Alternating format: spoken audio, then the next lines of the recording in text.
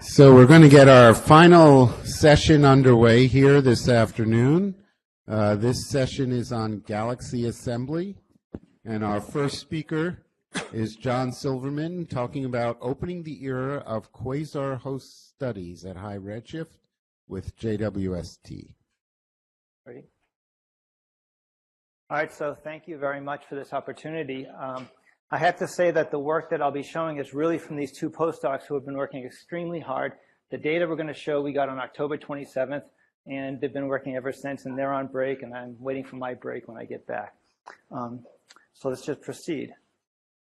I'd like us to first start with, let me just get this working. The button. With what HST has told us, okay?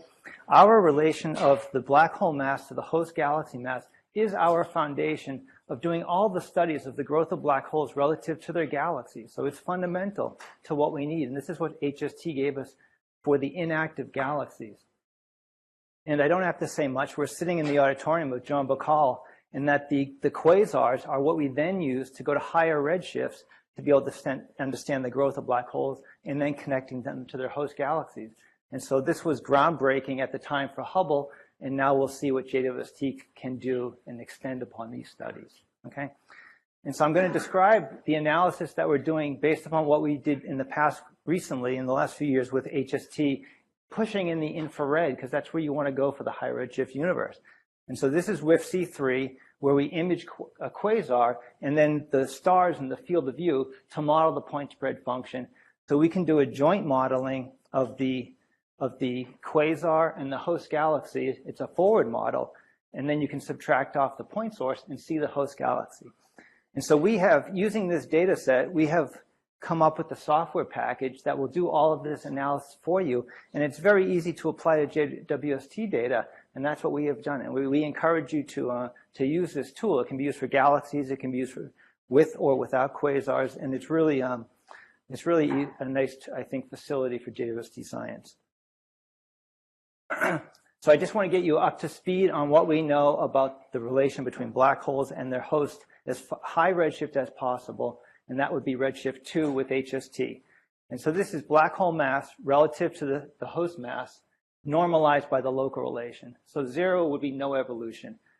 So up to redshift 1, you can do this from the ground, okay? But now you then need HST to get you to redshift 2. I want you to know that, keep in mind that whenever you look at active galaxies, you're always going to get positive offsets. You have to correct for selection. So the blue line is what we think. There's coevolution, no change in this mass ratio up to redshift 2. And that's what we think. And now we want to go beyond that with JWST. Okay, you might say, if you want to study these galaxies, why do you want to work so hard to have to deal with the quasar? Why not just look at those that don't have a quasar? Well, it turns out that the quasar hosts are actually a little bit different. We think. This is now WFC3 data at redshift 1.5. This is the size of the galaxies comparing to star-forming galaxies and quiescent. And the symbols here are the quasar hosts. And they seem to be smaller. They're going through a compaction phase. So what it means is as the black hole is growing, the galaxies are building their bulges at the same time. And this is where we think JWST can really help to pushing to smaller scales down to the bulge. And I'll show you that that is actually feasible. Okay, so I'm going to show results from mainly redshift 6. We're going to push JWST to the limits here and see what it can do. Okay, that was one of the main science goals, to see if we can get the host at redshift 6. Okay, and we're very thankful. Well, before I say that, redshift 6 is actually interesting because that's where all of the simulations seem to differ the most. And what we can say about the black hole mass to host mass relation at high redshift and any other properties we can measure can potentially help constrain the input physics to these simulations and discriminate between what actually prescriptions might be more relevant here. And so I'm going to show results from Sears along the way. We're going to go up in redshift. And the Sears data has been great because we've been able to understand the point spread function and test our tools that we can actually do the decomposition. So you'll see this is going to be fun. Lots of pictures. So first, let me say that it's remarkable, I think, which you probably all know, how stable the PSF is. So here are 9 stars within the Sears data showing the surface brightness profile in color here of 9 different stars we use for the PSF. And in all filters, they essentially have exactly the same shape. And so it's this remarkable stability of the PSF that will enable us to do the analysis that I'm going to show you. So here on the bottom, I'm going to start at redshift 1.6, where we have overlap between detecting the host between HST and JWST. Here is a quasar, redshift 1.6. This is the raw data, and here's our model of the PSF plus host, and also at 4.4 micron. Okay, let me go to the next slide, because that's where it gets exciting. This is now HST, 1.6 micron with C3. You can see the host clearly after you remove the quasar, but it's featureless. Now with JWST at redshift 1.6, you can start to see spiral arms and the bar, actually. And let me show you that this is actually more prominent at 4.4 micron. And if you remove not just the quasar, but the host galaxy itself, the smooth model, you can clearly see the structure in the host at these redshifts. So this is really, when I first saw this, it was incredible. This is I'll show you, it's a massive face-on spiral at this redshift. And so we were able to do this subtraction in all bands and get a really beautiful SED of a normal galaxy that we know at these redshifts after removing the quasar. And so you can remove the quasar so precisely that the photometry in all the bands seem consistent. And we have a mass of 2 times 10 to the 11. And then we can look at this spatially resolved properties, and down in the center region, 2 to 4 kpc, we see that it's forming stars in the inner region as much as anywhere else in the galaxy. Okay, I really want to get to redshift 6, so let's go higher redshifts. These 2 objects were probably the highest redshift, as of 2 weeks ago, the highest redshift quasar hosts that were detected, where the galaxy still looks like a galaxy after you remove the point spread function, okay? Here's one at 2.5. After you remove the quasar, you clearly see the host, and you see it at 4 micron as well. And now going out to 3.4, so really nice detections of quasar host galaxies beyond what you could do with HST. Okay, so now I'm going to move to redshift 6. So this is a program, it's a cycle 1 program of 50 hours, and I'll show you it's 12 targets, where we're combining the power of Subaru Hypersuprime Cam and JWST. So the deep imaging from HSC identifies the redshift 6 quasars, and then with spectroscopy, they're all confirmed by the presence of Lyman alpha. And now we're going to follow them up with JWST. And so these are 12 quasars. These are low luminosity quasars. So the idea with this program was to select those that are 10 times fainter than your typical Sloan quasar, where it would be a little bit easier, much easier, to actually discern the host galaxy after doing the decomposition. So we have NearCam and 2 filters to bracket the 4,000 angstrom break to measure the galaxy properties. And I'm going to show you some NearSpec results that we haven't yet published. So we have 3 targets observed so far, and 2 I'll present here. So here's our first 3.5 micron image of the first quasar. Let me blow it up for you. And here's the quasar with 2 nearby companions. And after we remove the point source, we can clearly see the host galaxy, okay? And this is what I think is remarkable, is the host galaxy, the flux compared to the quasar is only 8%. And so this is where you really need the PSF to be modeled really well to be able to get down to these ratios. This would be hard with HST. And so the magnitude is 25th. And which is also surprising is you can see that the quasar looks like it's a little bit offset from the center. And it's 0.9 kpc. So maybe these galaxies aren't fully mature, relaxed systems, and the quasar hasn't found the center of the galaxy yet, maybe. Or it could be due to dust. All right, this object was so faint that at 1.5 micron, we don't detect it, okay? So we can still use that as an upper limit and get a constraint on the mass, which we think is a few times 10 to the 10. Now, this galaxy is one of the more massive galaxies people have been detecting at redshift 6, okay? Because we've focused on a massive quasar. All right, let me show you the second object. The second object came back with a much brighter host galaxy, 23rd magnitude. The host ratio is 23%, and this one looks like it's inclined, and you can see the inclination right there by eye in the northwest to southeast direction. And since it's brighter, you can now go to 1.5 micron and get a detection as well, which has the same position angle. So we've got 2 detections now in different bands, and we can better constrain the mass here This one's more like 6 times 10 to the 10. Okay, so these are, oh yeah, one thing I want to point out, I don't know if your eye can see, but the PSF looks a little bit brighter on the left-hand side.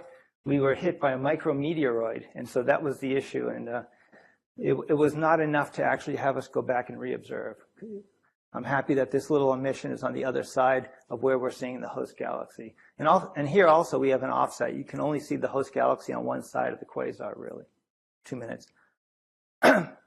So we can compare these galaxy properties to other galaxies that we know at redshift 6. So here's the two sizes, 1.9 kiloparsec and 0.8. So they're a little bit different, but they agree with the dispersion that you see in the redshift 6 galaxy population in terms of their sizes.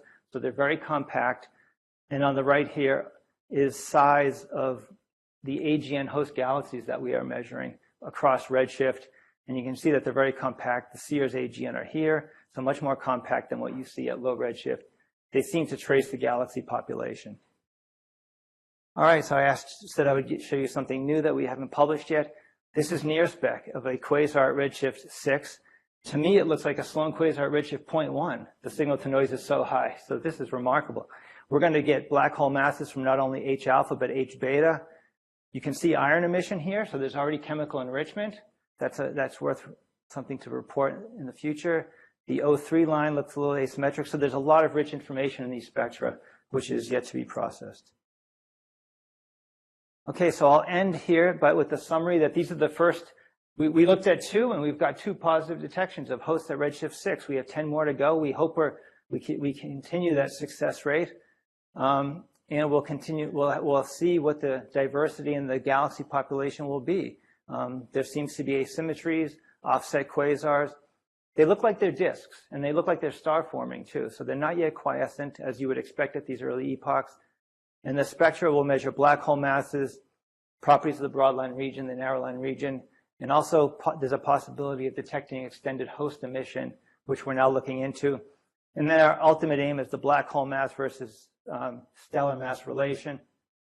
Again, you've seen plots like this based on ALMA from dynamical masses. These offsets can be explained with the local relation. Just by the fact that they're selected to be luminous quasars, you get overly massive black holes. So any offset in a few points does not mean that the intrinsic population is not offset. So we have to be really careful. In the ALMA program, we can do various things, such as look at star formation rate and dynamical masses compared to stellar mass. So please stay tuned. Great. Thank you. Thank you.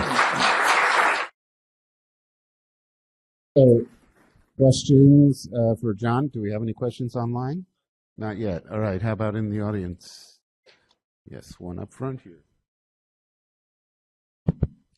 Jonathan Tan, University of Virginia and Chalmers. Can you say something about, I mean, it's a great talk. Can you say something about how large a region you had to survey to find these 12 sources? Oh, yes, thank you.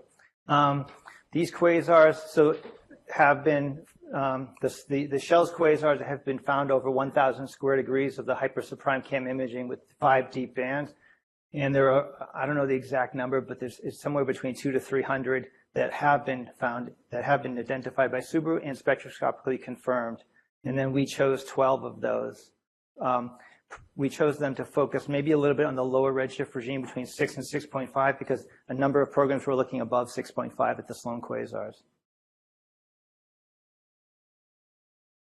Any other questions online? Not yet. One? Okay, go ahead. Question from Manuela Bichetti. Is there an O3 outflow in the near spec data of the Z greater than 6 quasar? It looks like the O3 line is asymmetric in that one. So it's potentially there. So we need to look into that and that'll be a focus of that'll be a major study, I think. And I would agree that there's signs of that. Great. Okay, thank you, John. Fascinating. John Bacall would be proud. All right, our next speaker is Erin Hicks, and she is remote, so give me a second here.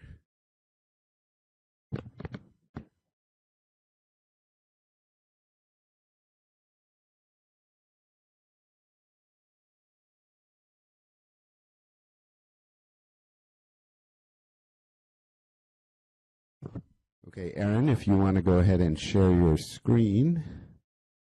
Okay, great. Just find the correct.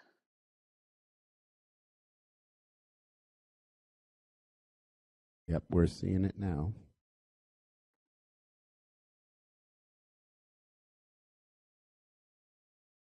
You see the presenter, the full slide now? Yes. You're not Okay, quite in great. full screen mode. You might want to switch. Ah, okay. Oh, that's me. All right, you're good, Erin. So Erin Okay. Pitts is going to tell us about JWST observations of local AGN. Go ahead. Great, And thanks. I'll give you the 2-minute warning. Okay, thank you. I want to start by thanking the presenters for the opportunity to speak, especially in a remote format. And what I'll be presenting is the work of the GWST collaboration. So GWST being the Galactic Activity, Torus, and Outflow Survey. There we go. So the goal of our survey is really understanding the feeding and feedback processes in AGN. And with, of course, the wider goal of understanding the coevolution of black holes and their host galaxies. So what we've come to understand over the last few years is that to understand the feeding of a black hole, one also has to understand the feedback and vice versa. So these two processes are not independent. And one indicator that's kind of driven us to this conclusion is the fact that we see extended warm dust emission, not just in what we think of in the classic torus model for AGN, where there's an obscuring structure and a donut structure around the black hole. We don't see the warm dust constrained to this region, but in fact, we see that warm dust in ground-based mid-infrared imaging in the polar region. And it's actually coincident with what we see of the outflows. So shown in these maps here are 4 galaxies from the GWST survey, and shown in red is the cold nuclear gases traced by ALMA, the CO emission. And so we take this to be kind of an extension of that central obscuring structure out to hundreds of parsecs, or 100, 200 parsecs. And what's shown in blue is that warm dust from ground-based mid-infrared imaging. And this is actually perpendicular to that central obscuring disk and coincident with the ionization cone that we see outlined by optical and near-infrared emission lines. And so one framework for understanding what's happening in these galaxies is a radiation-driven fountain model shown here, where the outflow is both from the ionized gas as well as warm dust being lifted out in an outflow from the central region. And while some of this will go out and impact the ISM in the host galaxy, some of that will be in a failed wind and fall back towards the disk that's actually carrying material in and feeding that AGN activity. So the cold gas and dust in that central disk that's feeding into the black hole is interacting with the outflow that's occurring from the central region. And when we consider, well, what do we expect in such a model of the mid-infrared emission? We would expect that to be in a cone shape here, where the ionized gas is emitting from the central region, and in the outer edges of that, it's lifting up dust from that central region there in this cone structure. So what this explains, or it can explain, the polar emission that we see of the warm dust that has already been seen in ground-based mid-infrared imaging, but will be able to advance significantly upon with JWST. So obviously the AGN luminosity is a fundamental property in building this model and explaining what we're seeing in the central regions of the galaxies, the feeding and feedback processes, but it's not so simple. When we look at AGN of a similar AGN luminosity, what we find is mass outflow rates that can span a factor of 100. And so it's clearly a more complicated picture here of what are the processes at play in driving that outflow. And this is the aim of what we hope to disentangle and understand with the 2 Cycle 1 JWST programs that the GWST collaboration has. So the first of these programs is mirror imaging, 5-band imaging of 8 local Seyfert galaxies, all of which are known to have extended mid-infrared emission based on ground-based data. And we show here 3 of the galaxies for which we have data. We have 4 to date that have data available in this program. And you can see the JWST color maps or color images at the bottom. We also have HST optical images, and in fact, very important to reaching the goals of this program is that all of these targets have complementary high-resolution multi-wavelength data sets available. So from ALMA tracing the cold gas and continuum to also near-infrared IFU studies. So high-resolution, spatial resolution that we can be able to trace the processes. And this is really essential to being able to characterize the nature of the polar dust in these local AGN. So just to share some results from the first data set we've received, which was NDC 5728. What we find is about a 200 parsec scale bicone of AGN heated dust. And shown here is the JWST 3-color image from MIRI. You can see some extended emission kind of in the lower left and upper right. Deconvolving this image, you can see this extended emission more prominently, again, lower left and upper right. If you're interested in the details of this deconvolution, I encourage you to go talk to PhD candidate Mason Least, who's at the meeting. He has a great poster that really goes through the details of this deconvolution and what is, really optimizes the data in this deconvolution process. So please connect with him to learn more details of how we're tackling this.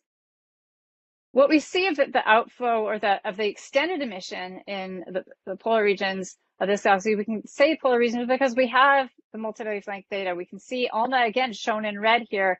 Here's that central obscuring structure that we see in this galaxy. And the MIRI data is perpendicular to this. And it's also coincident with outflows, in this case shown in blue, traced by O3 emission.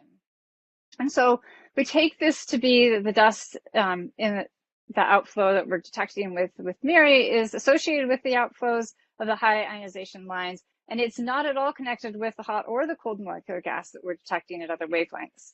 And when this is, we take to be evidence of that dusty wind accelerated by the AGN. Looking at the dust in a bit more detail, we see that polar dusty outflow actually contains dust that differs from what we see in the normal ISM. So placing apertures around some of the knots of emission that we see, and looking at the photometry, again, the outflow is in the lower left and upper right. Looking at the SED of those regions compared to those that are in the molecular gas-rich, potentially star-forming knots that we see in the extended circummolecular disk. We can see that in the outflow regions shown in red and those in the disk in black, we see a much steeper SED shape for those regions that are in the outflow. And so we take this to be a difference in the dust temperature profile of the dust we're seeing in the outflow regions, possibly because this dust is carried out from the central region closer to the AGN in that torus region.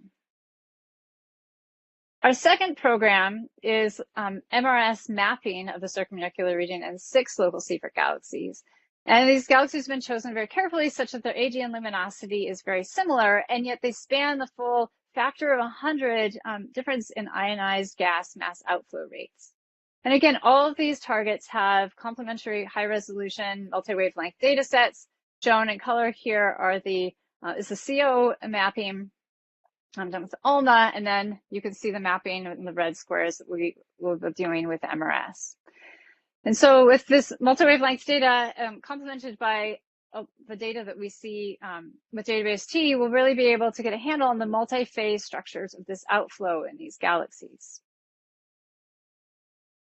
And just give you a feel for what we're looking for with this, right? With this program shown, it maps here as BRCA gamma emission, which traces the outflow in these galaxies, as well as the molecular hydrogen in near infrared. So this traces outflow as well as inflow in these galaxies. And in the 2 galaxies on the left, we see significant outflow. Whereas although the AGN luminosity is very similar, the galaxy on the right, there's very little to no outflow detected at all. You can also see in the bottom panels the CO2-1 emission traced with ALMA, and there's a lot of difference in the properties of the CO as well. And so we're seeing significant properties or variation in the properties of the outflow and other characteristics of that central region, despite AGN luminosity being very similar. So what JWST MRS in particular will be able to bring to this is that the molecular hydrogen will be able to trace many rotational lines of molecular hydrogen, which will allow us to do excitation modeling, and we'll be able to really get the characteristics of the inflow and the outflow and the inflow in using these lines. We'll also be able to probe the ionized gas using several fine structure as well as hydrogen recombination lines. This will also be able to do excitation studies with this. We'll also be able to get a handle on the extinction. And then, of course, get the outflow characteristics of the ionized phase of that outflow. With the dust continuum and PA features, we'll be probing the excitation of PA molecules and looking into the star formation. We'll also get the dust structure on both small and large scales we'll complement this with the parallel imaging, get a handle on the large scale dust structures.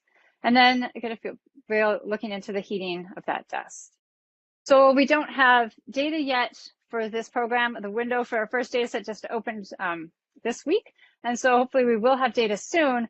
The collaboration members have been working with the archival data that's available. So I'll give you a feel for what we're looking forward to with this program based on that work. 2 minutes. So the first is looking at NGC 7319. This is a study that was published by Pierre Santiago. This is a galaxy that has very low power radio jet with a known jet ISM interaction. Shown on the right is HST UV image. And you can see in contours is the radio emission. So there's a very hot radio spot here, and two, where you can see that interaction with the ISM. And we really see this with the data that with JWST. You can see the dust lanes tracing the dust lanes with the molecular hydrogen. Although there's differences in the different molecular hydrogen lines, what we see looking at the different emission of molecular hydrogen, there's a warm as well as a hot molecular gas components in this galaxy with an enhancement at that region where there's significant interaction with the jet with the ISM, particularly shown here with S5. We also see there's an ionization gradient. We see closer into the AGN where N1, so it's about right here, we see it shows coronal emission, whereas the ionized gas is more extended and reaches out to N2. We also see at that point where there's significant interaction there is the shock tracer ion2 is enhanced in that same region. The second work that's been done by the group is with all of the available Seyfert galaxies in the archive. And this is published in Garcia Bernete. So this is the ERS, ERO, as well as commissioning data and the 3 Seyferts that are available in the archive. And the goal here is to assess how does the PA emission differ in this very central region near the AGN compared to star formation regions. And looking at the nuclear spectrum in a 1 arcsecond aperture of NGC 6552 and NGC 7469, you can see strong PA features there. In NGC 7319, there are not strong PA features in this galaxy, and so that's not shown. We can use NGC 7469 has this beautiful star formation ring around the central region, and using several, again, 1 arcsecond apertures placed around that ring, we can extract those apertures, and we see remarkable consistency in the spectrum and the PA features in particular of those regions. And then the outflow, again, in this galaxy in 7469 or NGC 7469, outflow is in the lower left and upper right. And extracting regions, we see some differences in the spectrum, but not significantly so. And then these, of course, are compared against theoretical templates. And what's been determined here using those theoretical models, we can assess the ionization fraction of those PA molecules as well as the grain size. And so in the grids here, you can see ionized 70% ionized grid here and a neutral grid up above. Shown is that the nuclear regions of these 3 Seyfert galaxies have more neutral PA molecules compared to those of the star formation regions. So we can place the upper limit on NGC 7319, and then we have the 2 nuclei of NGC 7469 and NGC 6552. So they're much higher than in comparison to the star formation regions of 7469, which are shown here in black, and then the outflow regions differ a little bit from the star formation regions and shown in red and blue here. So again, those nuclear regions of those 3 Seyfert galaxies we find have more neutral PA molecules. We're at time. Okay, thanks. I'll just go wrap up with the possible scenarios here for those is that the neutral pod molecules could be protected, shielded by the dense material in the central region. Maybe the AGN isn't significantly contributing to the photoionization, or the ionized pod molecules can be destroyed more easily than those neutral ones. And so again, I'll just put our goals of our 2 cycle 1 programs, and as we get more data, we'll look forward to sharing those results with you. Thank you.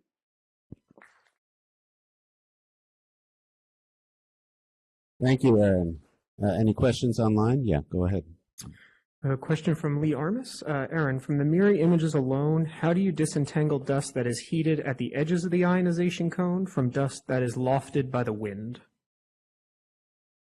I think that's a very good question. From the imaging itself, we need the kinematic information, and that's where the MRS mapping, I think, will really answer that specific question. So the imaging itself, we can maybe take where do we see that emission, and in the kinematic information that we have at other wavelengths, the near infrared IFU data that we have, the ALMA data, we can identify where the outflow characteristics are, where those processes are most prominent, and compare those against the mirror imaging that we have.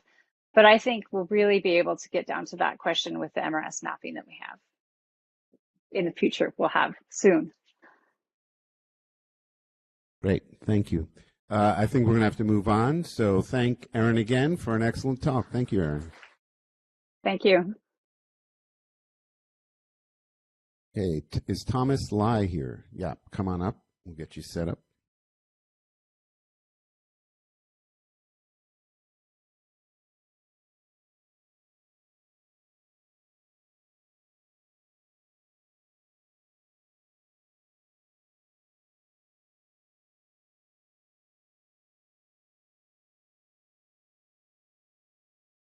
Yes, why don't you wire yourself?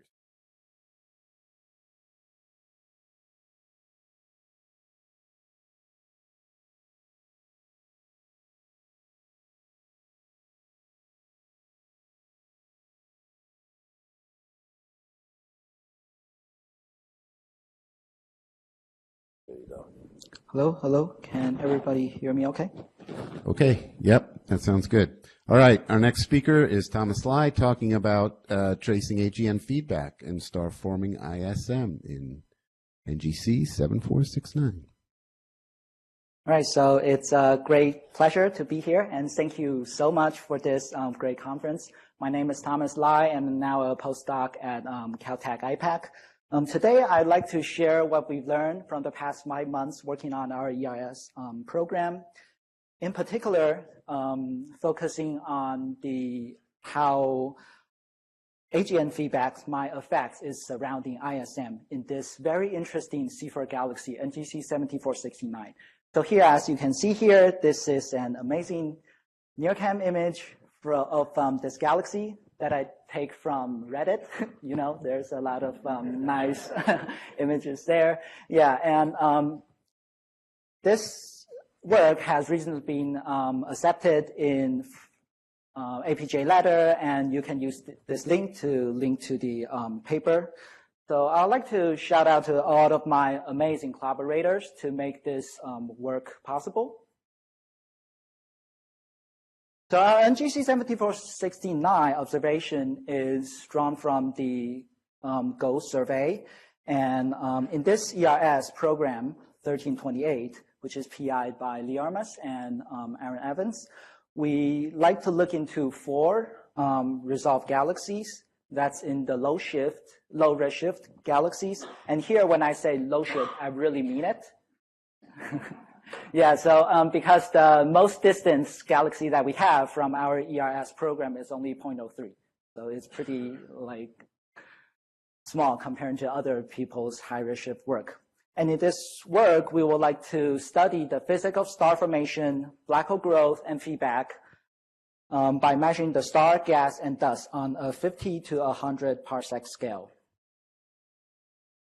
And so one of our important delivery from this ERS program is the CAFE tool, which I will touch upon later, which is a spectral decomposition tool that allows us to measure different lines in the mid-infrared. And in total, our JWST time is around 28 hours. All right, so I would like to show you those amazing images. like the comparison between HST and JWST. So yeah, I can stare at those images like forever if I don't really need to like continue on. So as you can, it's really interesting to see that how galaxy can look so different in different wavelengths. So I think this morning we already hear Sean that talks about all those like knobs, red knobs, like the firework that in this VV114 galaxy, which you couldn't really see it from optical. So this is really interesting that we see the what JWST can give us. So far we've got our data from 3 out of 4 galaxies that we have. So we're still waiting for NGC 3256. But from our goals collaboration, we already have 8 papers out in archive, which I will later on put it in Slack. So definitely welcome to check it out. So the main question that we would like to answer from those ERS program is how do stars and black holes evolve in mergers? And how do they impact the surrounding ISM? And what are the implications for modeling its feedback and feelings?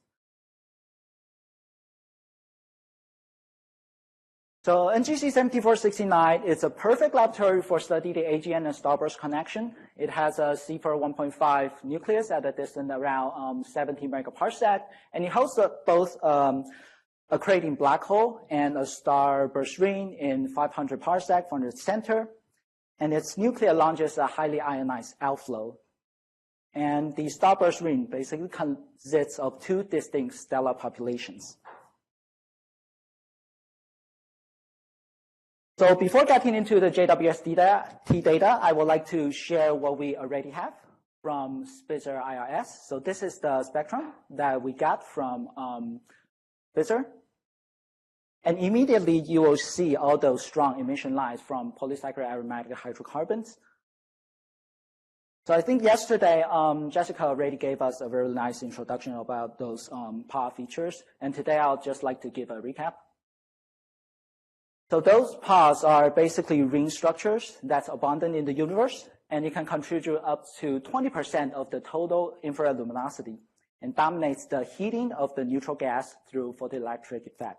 And it governs the energy budget in the ISM, which will ultimately impact star formation. So PAR is also a very useful diagnostic for understanding the conditions of the ISM.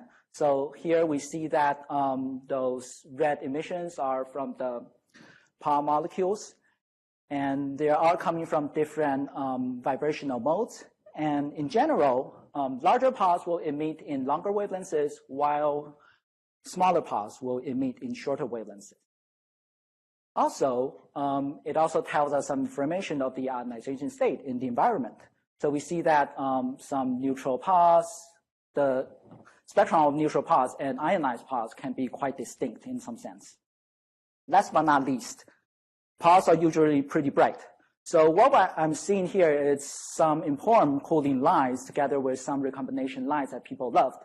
However, comparing those lines with PARs, PAR is just so luminous that it outshines all those lines that we have.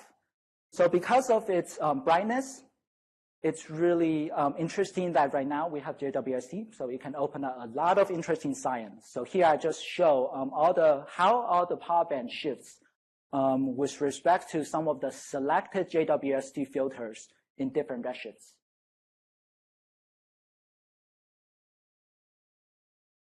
Okay, so back to the picture that we had. This is what we get from Spitzer. And here, this is the Miri spectrum that we get. So definitely we see that all those emission lines just pop out. And if we zoom into it, we see this is like the difference. So I've been spending so much of my time trying to disentangle these 2 lines in Spitzer data. And right now it's like a piece of cake, I wanted to say. Yeah, so it's really amazing to see that. And right now, not only with the high spectral resolution, we now have the IFU. So this is really exciting that we can finally understand the variation of the spectrum inside this IFU. So here I show the PAR map.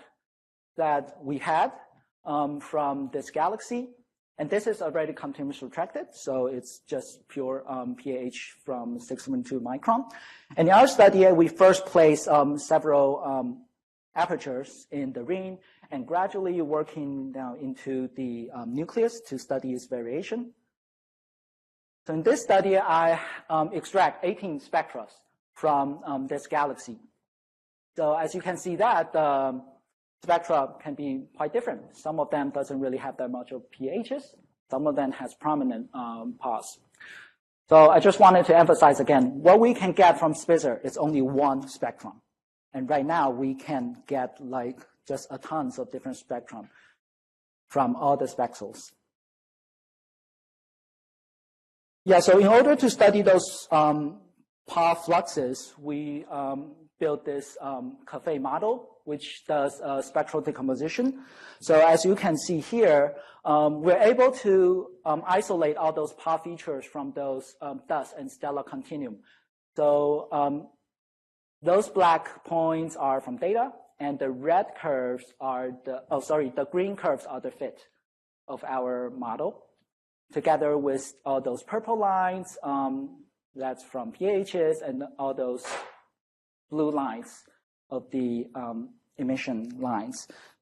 And also here, I just show some of the key mid-infrared diagnostic here.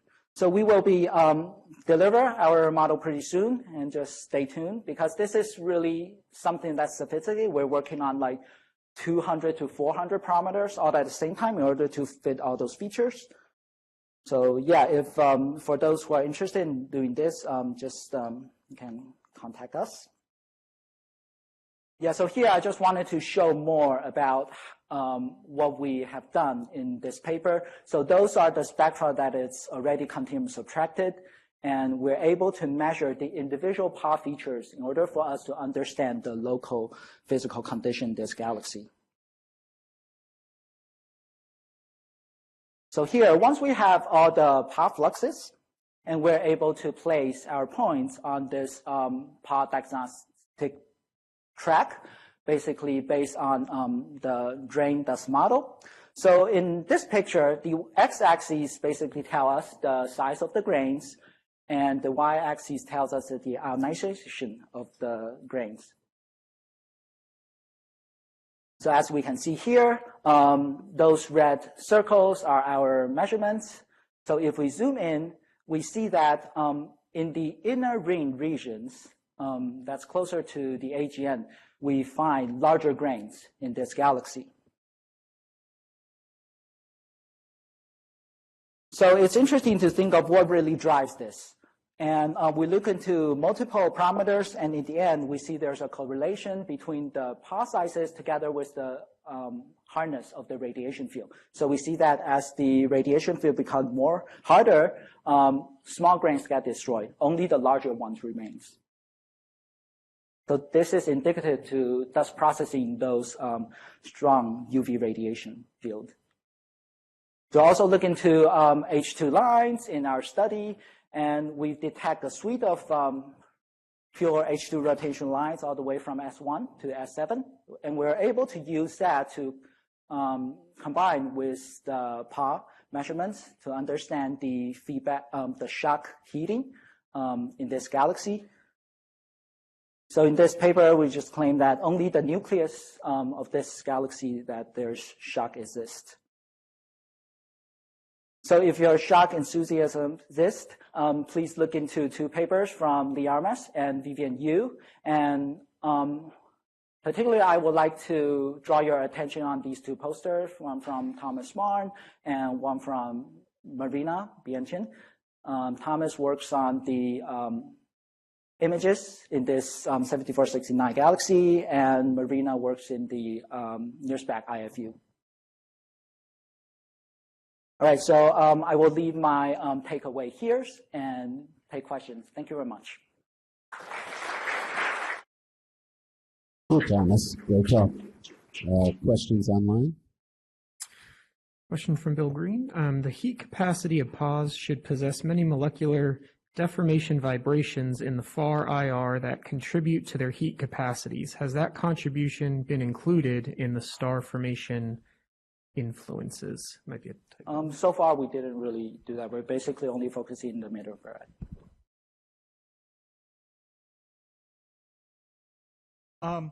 At the beginning, you mentioned that Brad Whitmore, Space Telescope, that there were kind of a bimodal age distribution of the star formation in the inner region. Could you say a little bit more about that? Honestly, I'm not the expert in this, but bimodality is basically based on the paper that we have from Canio Diaz Santos, and I think Thomas Barn also right now, he looked into our JWST observation and then also kind of see the same results. So I will say, please, you can ask him more detail about this, the bimodality in the star forming ring. Hey, any other questions for Thomas?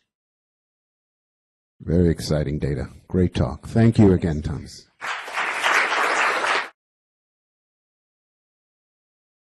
Our next speaker is virtual again, so it's Madeline Marshall. Give me a second to get that set up.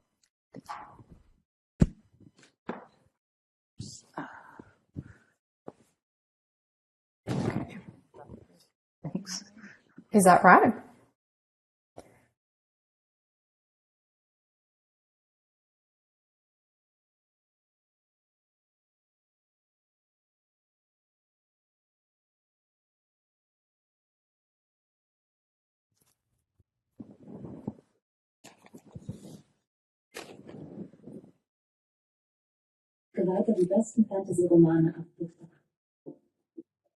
Yeah, okay. I see there. That's right. Screen. Okay. Madeline, you want to just give us a sound check? Yeah, can you hear me? Perfect. Okay, great. Great. Thank you. All right, our next speaker is Madeline Marshall, talking about first high-Z quasar results from NearSpec IFS. Go ahead. Hi, yes. I'm going to give you a 2-minute warning, Madeline. Okay, thank you. Perfect. All right, so hi everybody. So my name's Madeline Marshall. I'm a postdoc at NRC Hertzberg here in Victoria in Canada. And so I'm really happy to be here presenting on behalf of the NearSpec Galaxy Assembly IFS GTO team, which is led by Roberto Mailino and Santiago Arribas. And so this is a large project that Hannah presented some of our first results on Monday, which contained a wide range of galaxies, AGN, and quasars, and Bruno is actually about to talk about one of our star-forming galaxies up next. But today I wanted to focus on the high-Z quasars in this program. So I just wanted to preface this in that this is not submitted or published work yet, so please keep that in mind as we go through. So, John gave a great overview of why we would care about high redshift quasars and a lot of things that we have been previously missing in our understanding of them. But really, we'd like to understand the properties of the supermassive black holes at the center of these quasars, so by getting accurate black hole masses. So, for high redshift quasars, black hole masses at the moment, pre-Webb, have really only been measurable via the magnesium-2 line, which is a quite biased estimator of the black hole mass. And so the normal go-to black hole mass estimators, H-alpha and H-beta, are redshifted out of the range where we had good spectrographs. And so unfortunately, they haven't been measurable for high redshift quasars. As well as measuring the black hole properties, we'd really like to understand the host galaxies, and the local systems and environments of these quasars. So, for example, measuring their stellar masses, morphology, star formation rates, outflows, and so on. And so, to do all of these things, we really need the optical emission lines, which, as I said, have been redshifted out of the observable range until now, and then also the UV optical stellar continuum. And so, before now, we could not detect this because locally the quasar sits at the center of the galaxy, and you can measure the extended galaxy properties. Whereas at high redshift, you get a point source, sitting on top of your very tiny galaxy. And until John's talk, we actually have never seen these before. And so what we really need is a high resolution instrument that can resolve those galaxies underneath the quasars, and also something that can give us infrared spectra. And so, of course, NIRSpec and JWST really gives us those. And so the NIRSpec IFU in particular allows us to study in detail the spatially resolved properties of these quasar systems. And so studies that were possible before, like say Redshift 2, we can now start to do for these very first quasars and really understand these first supermassive black holes that are undergoing this extraordinary accretion and really start to understand what's actually going on. So in the NIRSpec Galaxy Assembly IFS program, we have 6 redshifts greater than 6 quasars. So 2 of those have, well, 3 of those have already been observed. 2 of them I will show you today. The third one was observed on Sunday, and so because I've been at this conference, I hadn't have a chance to look at that yet. But obviously that's coming soon, and then we've got 3 coming throughout next year.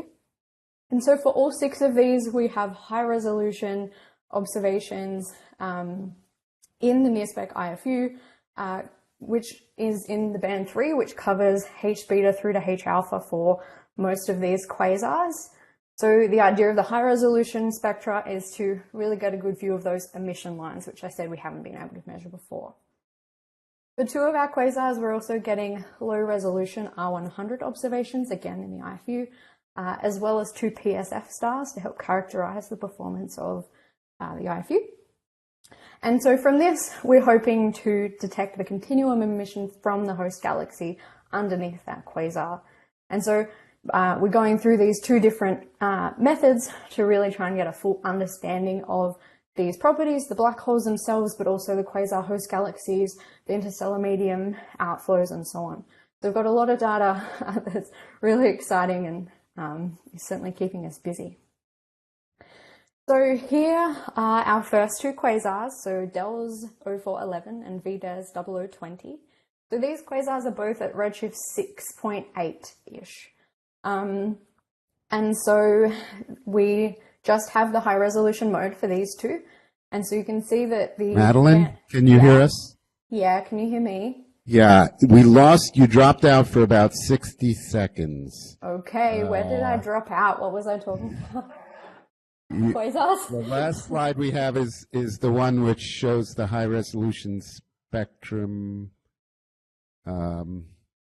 Yeah, that one, right. That slide you have now, about halfway through, where you dropped out. So we'll give you an extra, we'll give you the extra time. Sorry. World Cup knows Okay. about it. Stop Hopefully it. Stop. Hopefully it doesn't Why happen don't you again. pick it up from there? Okay, so... No, not your fault. Go ahead.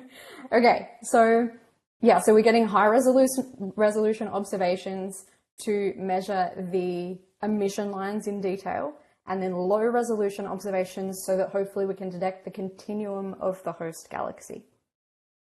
And so with both of these approaches, we're hoping to get a really comprehensive view of the black holes and also the host galaxies, ISM, outflows, and so on. So we've got a lot of data coming and a lot of data that we already have. Okay. So these are our first 2 quasars, so DELS 0411 and VDES 0020. And so these quasars are both at about redshift 6.8. And so the band 3 of the IFU covers the range here. So we get H beta in the 03, as well as H alpha is almost off the end there. And so these observations, and for all of our quasars, we get 11,000 seconds of our observations. And as I said, so it's the IFU, so that means that we get spatially resolved spectra, so in a 3x3 arcsecond field of view in 0.1 arcsecond pixels. And so these spectra I show you here, this is not our integrated spectrum of the full cube. This is just the central pixel, so the bright quasar pixel. But we actually get a nicer signal to noise, of course, if we integrate. But I just wanted to show you just what beautiful quality data that we have. So the first thing that we would obviously like to do is measure the black hole masses.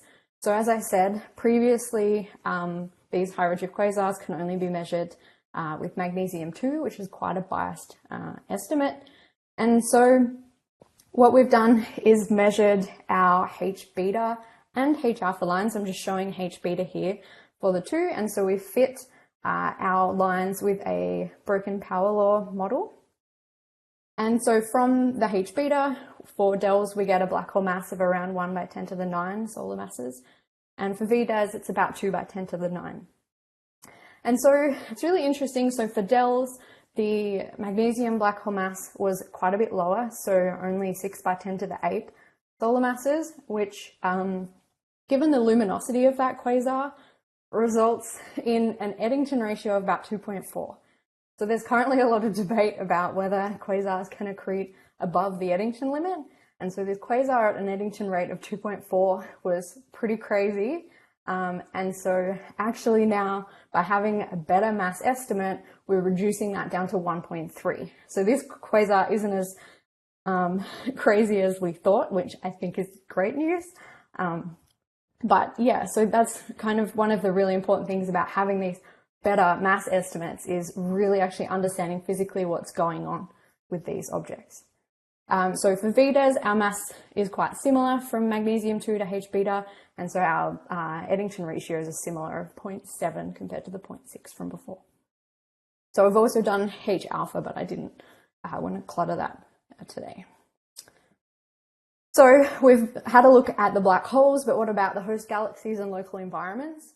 So what I've done is actually subtracted the quasar emission from the cube, and then we're left with this. So here is our O3 line. So we've got our flux, velocity, and line width at the top, and then the three different lines, so the other O3, H-beta, and H-alpha. And so what you can see, which I've kind of demonstrated here on the left to make it a little bit easier to follow. So our quasar was at the center of the blue number 2. And so we've subtracted that off, and we're seeing this extended emission from that host galaxy. We're also seeing a companion galaxy to the left, which is number 1. And so this companion galaxy, we've measured a star formation rate of about 30 to 50 solar masses per year. And so this is pretty close to the quasar. So the center to center distance is about 4.5 kiloparsec. So it seems like there's some kind of interaction going on there. And then also on the other side, we have a tail. And so this was DELS, and so for VDES, we actually have a very similar thing. So again, so our quasar was at the center of number 2. It's actually at offset in this case. It's not quite at the center, which is interesting comparing to John's host before. And we also have, again, a companion galaxy in number 1. I'm not so sure whether 3 is a galaxy or whether it's just a clump of star-forming region. I'm still working on that, but certainly there's a lot of structure going on here. And so it's really interesting that 2 out of 2 of our quasars have these companion extended structures. And so I'm really looking forward to seeing our 3rd quasar to see if that trend continues. So we've looked at the black hole properties, and we've looked at the environments and the host properties. So we can obviously tie those together and measure a black hole dynamical mass relation. And so this is not perfect just yet, but I still wanted to show it anyway. So for our 2 quasars, we actually sit right on the local relation, which is the black line there. And we're very consistent with a range of ALMA observations of similar redshift quasars, which are in the gray. And so we're not finding anything crazy, which is really nice to know. Okay, so to sum up, we have observed 3 of the quasars from the Near-Spec Galaxy Assembly IFS program so far. And so I've showed you today DELS and VDES results. So we've measured the H-beta and H-alpha black hole masses, new Eddington ratios, which can really help us understand in much better understand these quasars physically, what's going on.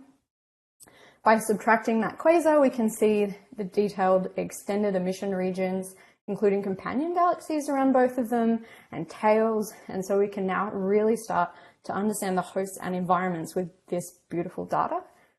And so we have 6 quasars coming all together, including some in that R100 mode for the continuum. So we've got a lot of data coming and a lot of goals to study, host galaxies, the black holes themselves, outflows, and more. So certainly a lot of results coming out from this team, and more results that Bruno is about to show you as well. So yeah, please stay tuned for that over the next year or so. Thank you so much, Madeline. Any questions online? Yep, go ahead. Read it out. First question from Lee Armas. Amazing data, nice talk. In the QSOs with companions, can you tell from the line ratios that the extended emission is low excitation and therefore star formation rate and not partially contributed by QSO ionization since the distances are fairly small? I'd have to think about this some more offline. So one thing that I've measured, so I've taken the integrated spectrum of the 3 regions in both cases.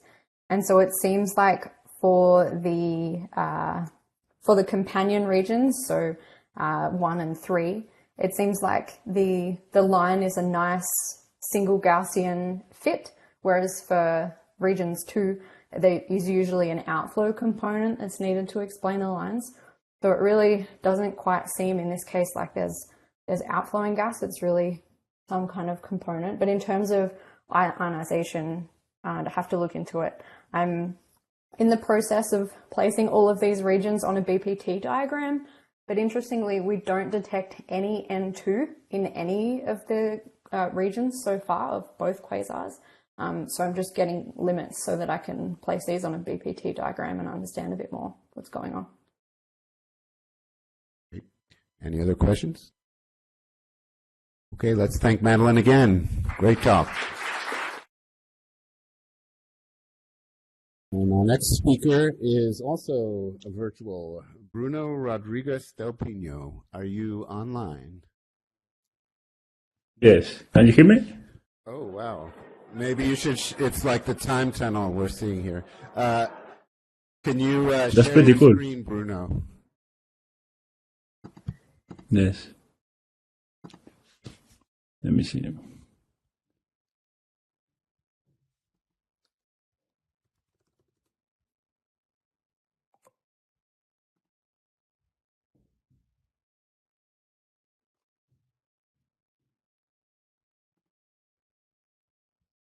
Let me see. I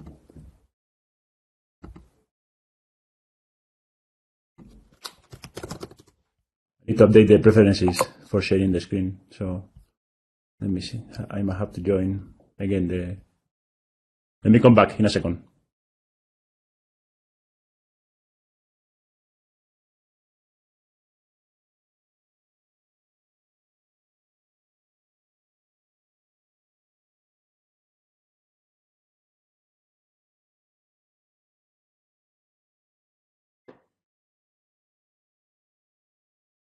Need the elevator music playing now.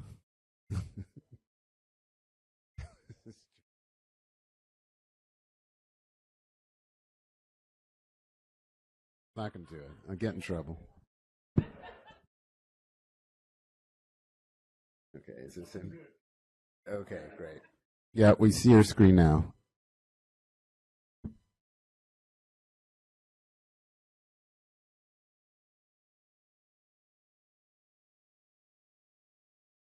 Okay, great. Bruno, you want to give us a sound check?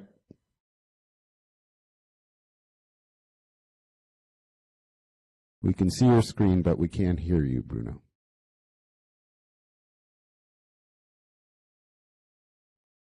Now? Can you hear me now? Yeah, that's Okay. perfect. Okay, sorry about that. No problem. Okay, so next speaker, Bruno Rodriguez del Pino, talking about spatially resolved ISM properties of high star forming galaxies at redshift 3.7. Take it away, Bruno. Okay, well, thanks a lot. Thanks also to the organizers for giving me the opportunity to present this work here. So I will be talking about a high star forming galaxy at redshift 3.7. This is part of the NISPEC GTO Galaxy Assembly IFS program that Madeline just presented some results about, and also Hannah Ubler talk about on Monday. And this is a survey that is led by Santiago Arribas and Roberto Maiolino. So even though Hannah and Madeline have also mentioned a bit about this survey, let me very briefly summarize its goals. So we are targeting a total of 42 galaxies, including star-forming AGN 2mm galaxies and quasars for Redshift 3 to Redshift 9, to characterize the internal structure and the closed environment, and to really like constrain what are the physical processes that are driving their evolution through cosmic time. We are observing them in high resolution, mainly targeting H alpha, from H beta to H alpha, and also at low resolution, the star-forming galaxies and the quasars to constrain the continuum emission. Since we are targeting galaxies at a wide range of redshifts, we are covering different spectral ranges. So below redshift 7, we go from around, we target mainly the oxygen 2 and oxygen 3 lines around the 4,000 Angstroms rest frame up to H alpha. And beyond redshift 7, we start to miss the H alpha line, and we go from oxygen 2 to the oxygen 3 and H beta lines. So in this talk, I will be presenting some results about this first galaxy between redshift 3 and 4. And you already heard about these two galaxies, or the galaxy from Anna Uller's talk, and also the quasars that Madeline just nicely presented. So the target, that is the subject of this presentation, is, as I said, a fairly massive galaxy, so a stellar mass of 10 to the 10 solar masses, star formation rate between 30 and 50 solar masses per year, and it has been observed by different instruments before, including the JWST, from which you can see here several stamps at different filters. And the good thing of this galaxy is that it resides at a redshift in which, in a single NIRSPEC band, we are able to cover a very wide spectral range, going from the oxygen 2 line at 3700 to the sulfur 2 lines at 6700. Also, as you can see in the stamps, this galaxy is also quite large, so it spans around 0.6 arcseconds in the semi-major axis, so that allow us to exploit really the IFS capabilities of NIRSPEC. So here I show a bit of the data. So this is a stamp of the H alpha emission of the galaxy, and in the spectrum that I show corresponds to the integrated spectrum in the central region, so the main target of this system. And you can see that we have several emission lines detected, including oxygen 2 and oxygen 3 lines, several hydrogen Balmer emission lines, and also neon helium lines that are very useful to constrain the properties of the ISM. As you can see in this stamp, there are also other two systems in the field of view of NIRSPEC that I have highlighted here in orange and in green. Here I show the spectra of these two other objects. So the closest system, I call it the tail, because it's very close to the main target, and the one that is farther away, that was also seen in the JWST images, is shown here in green, and is referred to as the companion. As you can see, the signal to noise in those objects is lower, but we can still detect several emission lines in them, which is really nice. The first thing we have done is to look at the gas kinematics, in this case modeling them through the oxygen 3 emission.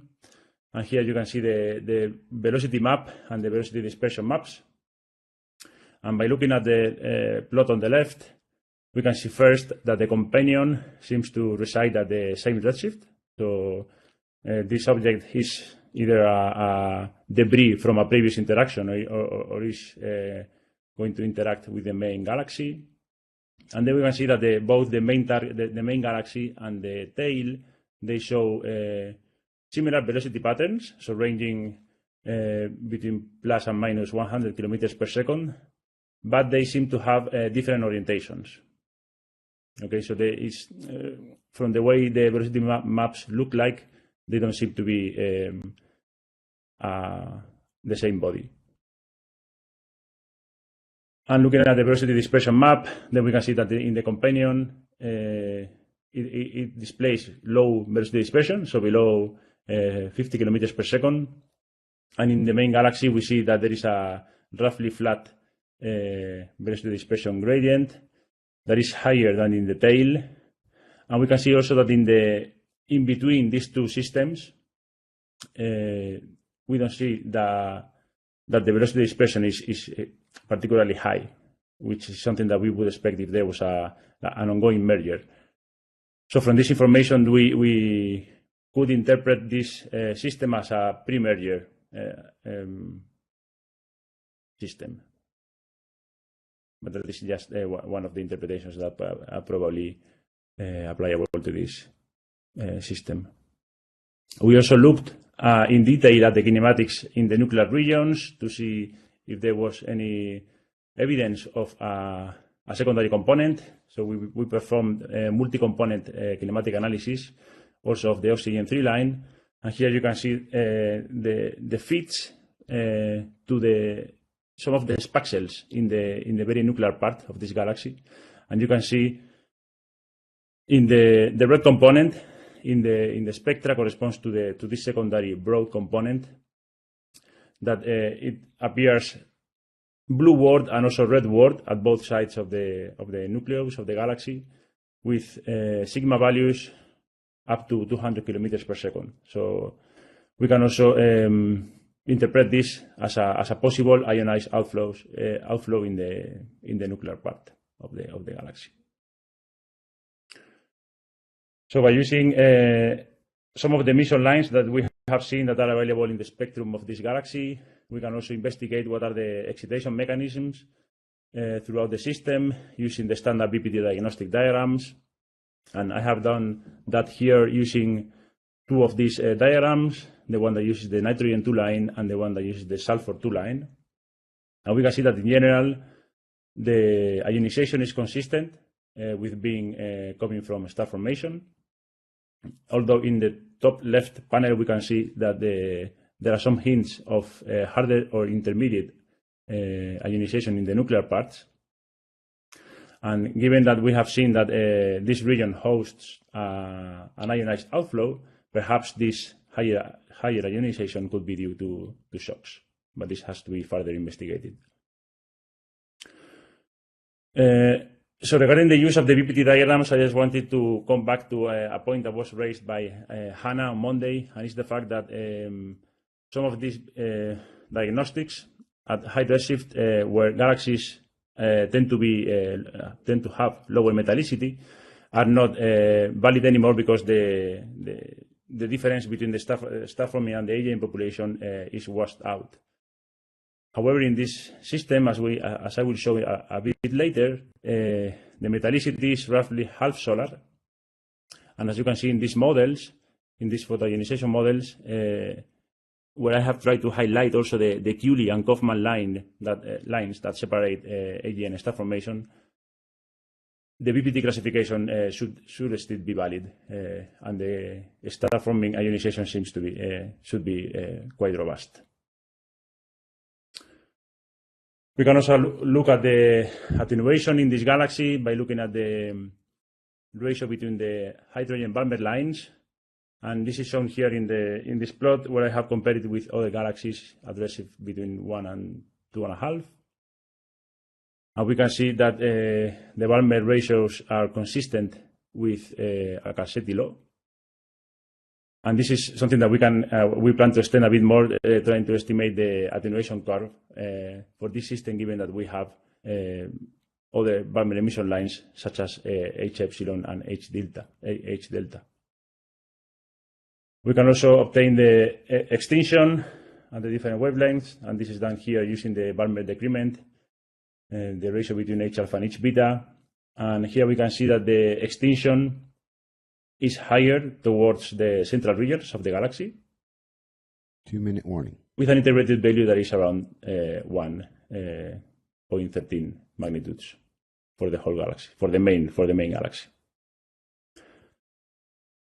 We can also look at the metallicity of the system, and this is done using the metallicity calibrations from Curti and collaborators. In this case, we have used the indicators oxygen 32 and the R23.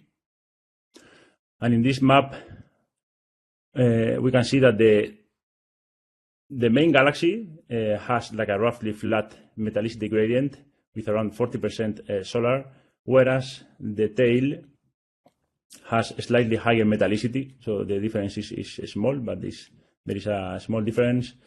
And this could be also supportive of the scenario in which these two galaxies are in the pre-merger stage. And right now they are two different systems. If we compare it with other galaxies at similar redshifts, like this from this work at redshift 3.3 by Sanders and collaborators, we can see that our galaxy is, for its mass, has a slightly lower metallicity than the more nearby objects, and this would be consistent with the decrease of metallicity with redshift. Finally, because we also have the sulfur 2 lines, we can also look at estimate the electron density, in this case also only for the integrated spectrum of the galaxy. And we obtain a value of around 370 electrons per cube centimeter, which compared in the right-hand side to other galaxies at redshift 2.3, we also see that the densities are slightly larger, so implying that they also increase with redshift. And using this 032 parameter that can be used to trace the ionizing parameter, we can also see that for this galaxy, this ionizing parameter is also larger for its given mass and also consistent with an increase with redshift. So these are some of the preliminary results that we have obtained, and let me just finish with the conclusions. So we have found for this galaxy, part of the NISPEC-GTO Galaxy Assembly IFS program, that the ionized gas kinematics of the main galaxy and the companion seem to be consistent with them being in a pre-merger stage. This is also supported by the low velocity dispersion between them, the fact that they display different velocity patterns and slightly different metallicities. We also have detected an ionized outflow in the nuclear parts. And from the study of the ISM properties, we find that throughout the galaxy, the ionization seems to be coming from star formation, that the extinction is higher in the nuclear parts. Also, the metallicity is roughly constant throughout the main galaxy, and we also find the values that of the electron density and the ionizing parameter to be consistent with an increase of these parameters with redshift. So I will leave it there, and I will take any questions. Thank you.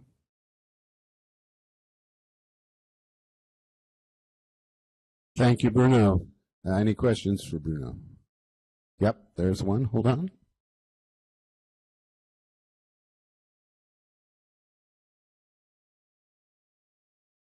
Hi, Bruno. My name is Travis Fisher from the Institute. Great talk. And so when you're talking about your ionized outflows, you then created a BPT diagram where you're only having single points there. But you can, so if you have the winds, there's some sort of wind here.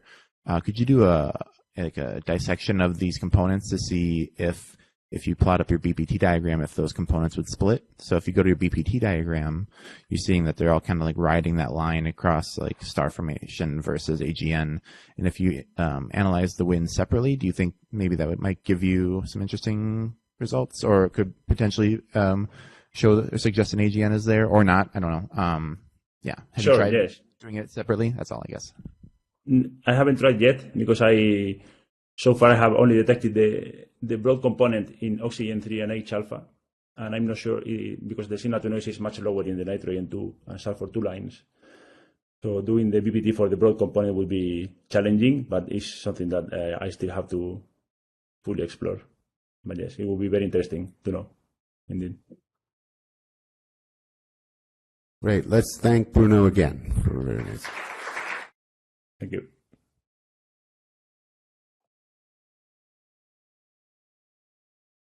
Okay, our next speaker is Ginny Yang. First look at rest frame optical spectra and quasar host galaxies of Z greater than 6.5. If you want to go ahead and share your screen, we'll get started. Sure. Can you see my slides and can you hear me? Yep, we can. Very good, and we see your screen. I'll give you a 2-minute warning. Yeah, thanks. Okay, hi everyone. I'm Jin Yang from University of Arizona. So very thanks for this opportunity. And sorry I cannot attend in person. So today I will introduce my recent work on the luminous reionization Euro quasars using the JWST data from the ASPIRE program. Some brief introduction is already introduced by previous talks that distant quasars, they're unique probe of the early universe. So my target the luminous reionization Euro quasars. Here I mean the luminous quasars, the redshift above 6.5. This luminous and distant object, they can provide us unique information of the early universe, from black hole, host galaxy to the AGM evolution, and also intervening observer and the quasar large-scale environment. So in today's talk, I will focus on the first two, that the supermassive black hole and the massive host galaxies. So for this earliest supermassive black holes, the recent observation of luminous redshift above 6.5 quasar have already measured billion solar mass black holes at this epoch, as we can see in the left figure. So a significant challenge in the supermassive black hole growth and black hole seed models. As shown here, this supermassive black hole require 1,000, 10,000 solar mass black hole seed black holes at redshift 30, and we also need to assume a high accretion rate since that redshift. However, this result is mainly based on the measurement of the viral black hole mass derived from the quasar carbon-4 or maximum 2 emission line in the rest frame UV spectral due to the limited spectral coverage from the ground-based telescopes. And there's the other tracers, the H-beta emission line, which is thought to be the most reliable tracer of the viral black hole mass. That is the line in the quasar rest frame optical spectrum. So, and thus it can only be covered with the JWST observations. At the same time, we can see here the JWST observation also covers the oxygen-3 lines. That then will tell us the story of the interaction between the supermassive black hole and the host galaxies. So the study of the supermassive black hole and the host galaxy aims to address the question that how this early supermassive black hole and the host galaxy evolved to what we can see today. As we can show, as shown in this the left figure. So we can see the black hole grow first, the galaxy grow up earlier, or they can evolve together. So there's some recent studies based on 7mm observations of these luminous quasars. In the red figure, we can see this works suggest that in this luminous reionization Euro quasars, there could be overmassive supermassive black holes compared to relative to their host galaxy and compared to the relation observed from local galaxies, as we can see here, this red point. And this measurement is based on the observation of the C+ line. As already mentioned before, so before JWST, there is no direct detection of the stellar light from the high redshift quasar host, even with HST. Here's an example. As we can see, the residual images here up to the PS of subtractions. Outside of the center noisy core region, there's no any extended emission outside of this region. So that's the limit of our current knowledge of the supermassive black hole and also the host galaxy. Or this will be changed if we can have a JWST view of these most distant quasars. Here's a figure of the magnitude and redshift distribution of the over known quasars at redshift above 6. And over these red squares are the quasars that covered by JWST observations. Here is the redshift range. We can see the 6.5 to 6.8. There are 25 luminous quasars here. They form the ASPIRE quasar sample for the ASPIRE program.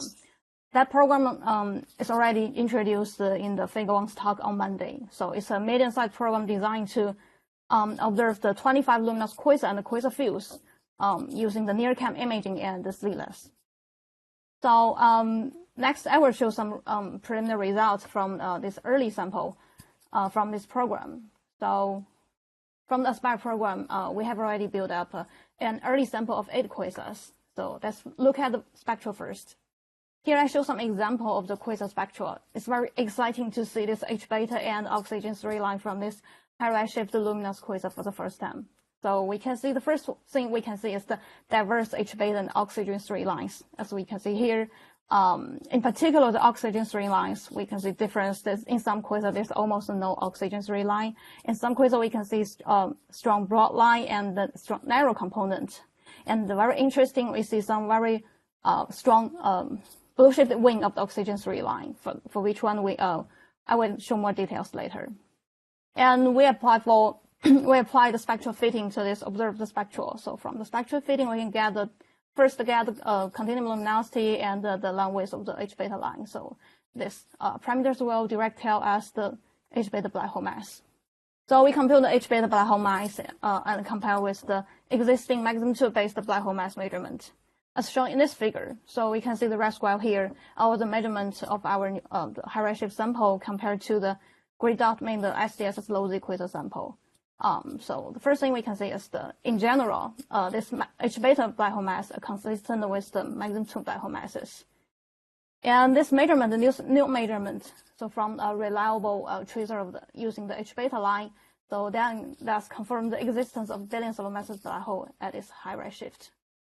One thing I also want to mention is there's a trend that this H-beta black hole mass of our 8 quasars, they're slightly smaller than H-beta black hole mass measurement, but just that very slight difference with a difference of minus 0.1 dex. So we are waiting for a larger sample to get a conclusion here.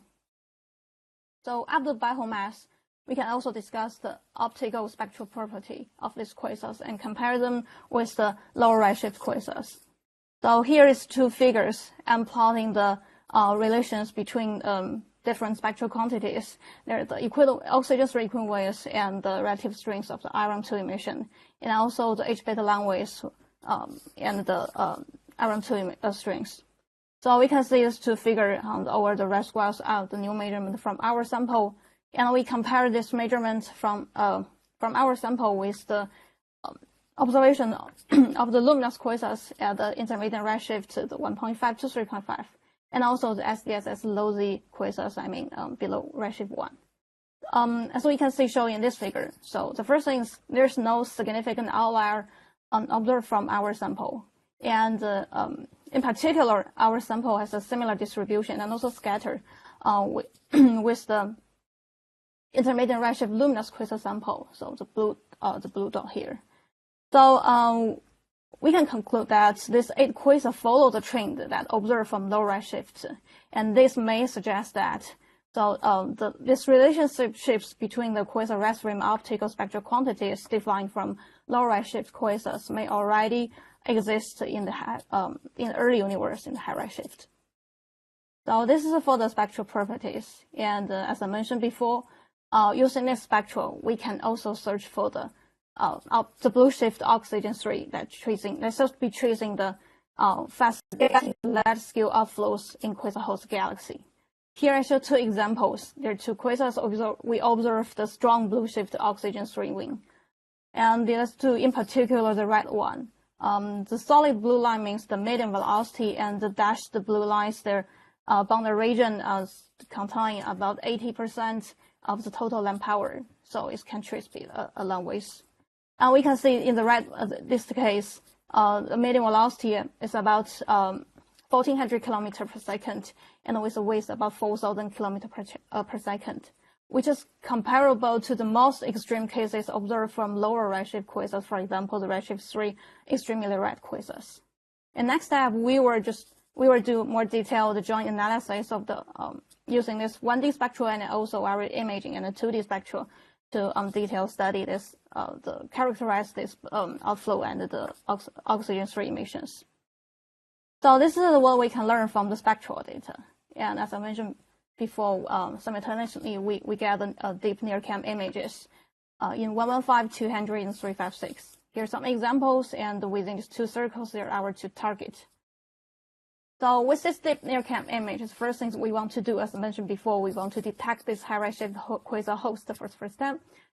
Here are already examples and several different works already published about the redshift 3 quasar in the Sears field. Okay, so the first two, there's the two published works already, and I compare my PSF subtraction here using both the wide PSF model and the empirical PSF model. So we can say we get the similar result, and the one thing we notice is the difference between the wide PSF model and the empirical PSF model, in particular in the central core region. Here we can see these two images. And this is also suggested by its published work summarizing the difference between the wide PSF model and empirical PSF model in different filters. And we can see the difference between the solid blue line or the colorful lines means different PSF stars in the field. So based on this test in our Aspire quasar field, what I'm doing now, I'm using an empirical PSF model and an MCMC-based PF subtraction code. Apply this strategy to all the quasars, and we already see some hints of the extended emission in the 356 of these luminous quasars. Here's a preliminary. Thank you. Here's a preliminary result shown here, and in one quasar we can already see from the residual images here.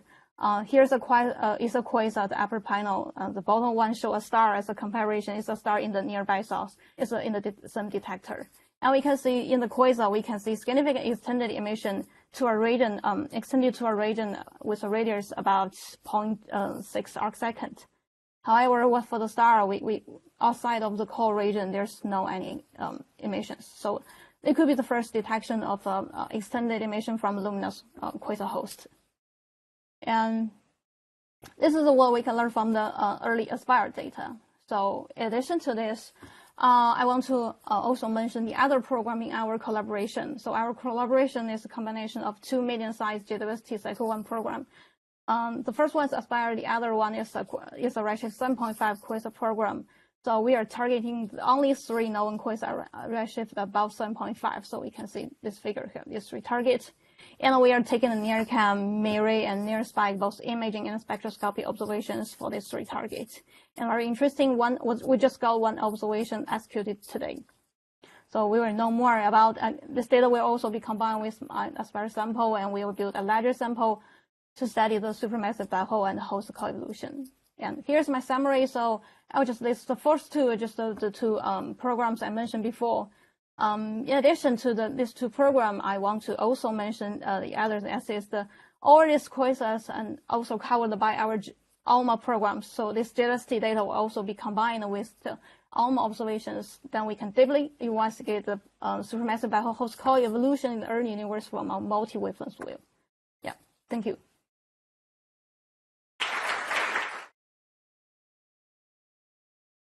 Thank you, Jinyi. Any questions for Jinyi? Questions here? Yep, there's one. Hold on.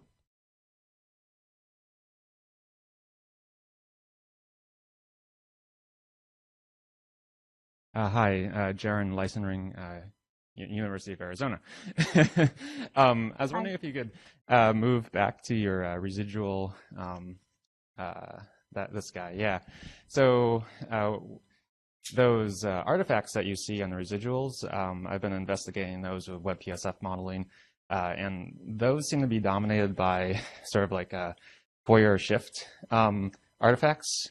So just due to the interpolation when you do image registration. I mean, maybe it's different from what you're seeing, but that almost looks exactly like what I've been seeing in some of the PSF subtraction residuals. And the second question I had, did you account for, excuse me, when you were doing the model, account for SED differences in the model, because quasars are pretty red compared to most PSF's references?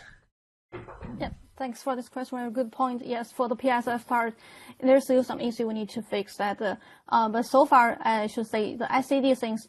If we use empirical PSF model, it means we use the bright stars in the quasar field as that should be brighter than the quasar and also not saturated.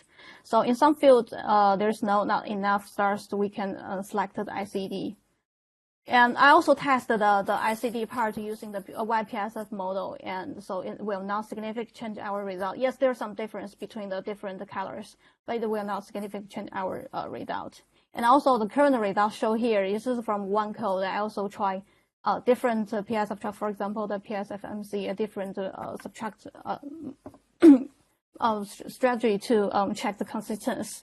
And I think, to improve the PSF model here, I also list one thing is I'm constructing a PSF library for the Intel Aspire program using the our data, our images in the Aspire program. That will improve our PSF model, I think, yes.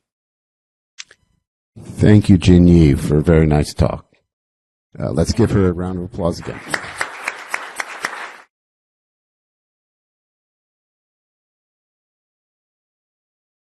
So before we get set up with John's talk, Susan and I just wanted to say a couple of things to wrap things up. We thought we should leave John to have the last word of the meeting. So we just wanted to say a big thanks to everyone for making this such an exciting meeting, all coming together, both in person and online. In particular, we wanted to thank those folks behind the scenes who've made all this go so smoothly. In particular, our AV crew here, so Thomas, Kevin, and Gary, and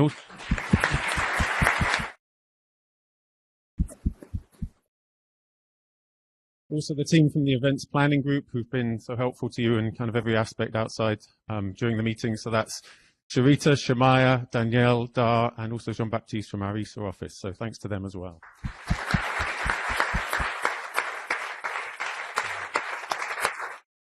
And also just thanks to those in the SOC for all the talk selection, all of those who put in talks and such fantastic posters as well, and our chairs and virtual chairs. And Susan has one last announcement for you, and then we'll hand on to John. Okay, just a couple announcements. One, just remember that ESTAS is meeting tonight. This is our weekly chance to drink a little beer and have a few snacks after our colloquium, but instead we have this today, so we're meeting at 4, so meet us in the cafe.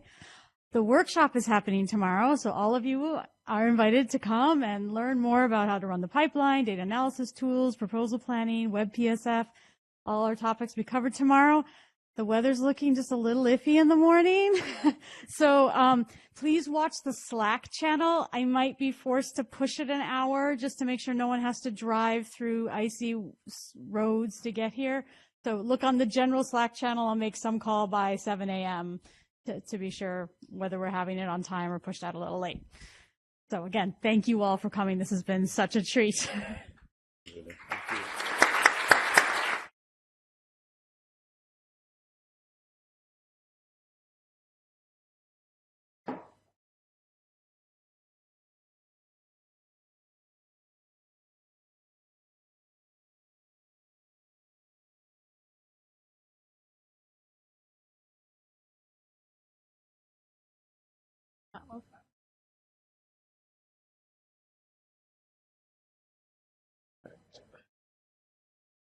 Get John up to the mic.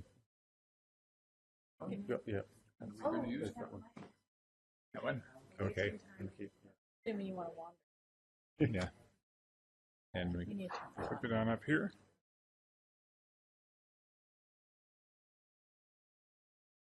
Okay. I know, there's one more thing.